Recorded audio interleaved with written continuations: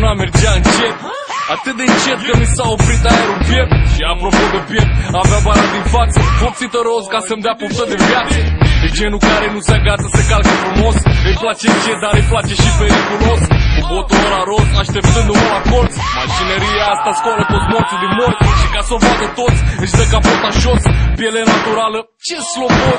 Trebuie să mai știi că nu are garanție. Când nu ești atent, îți fuge din mâini hârție. Dar cine știe, știe și-o ține strâns țighie. Și dacă o lovești, o să îți ia mai mult de 1000. Dar ce îmi place mie e care temperament. Și-aș da în ea chiar și-așa fără carnet. Bine satisfăcută, de viteză mai multă.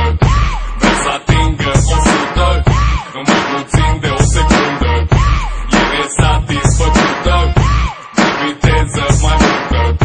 Vrei să atingă 100 în mai puțin de o secundă. Opțiuni, de-aia mă vrea cu tot felul de noțiuni.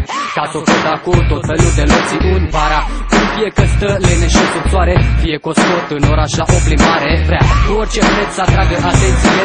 N-are stare când în intersecție niște semafoare vor să ia o lecție. Asta și ochelarii ei de soare mă aruncă pe secție.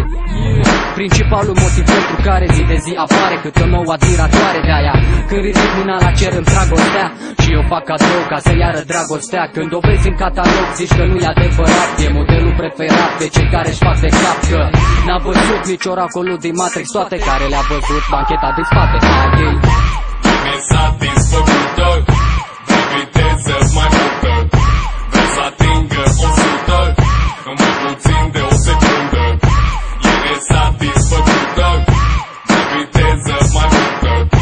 Vrei să atingă 100 în mai puțin de o secundă. Hai să mă repet, eu nici nu am carnet. Dacă cu ea m-aș lua un pic la un mic antrenament. Și în caz de accident, eu dau cu capul un airbag. E bine cu airbag peste tot pe unde merg. Și dacă vreau să o șterg, nu o duc la spălătorie.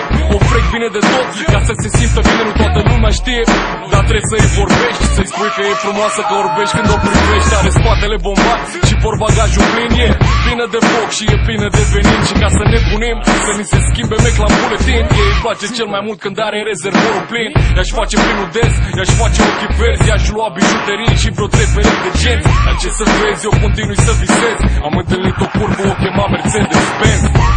Nesatisfăcută, de viteză mai multă.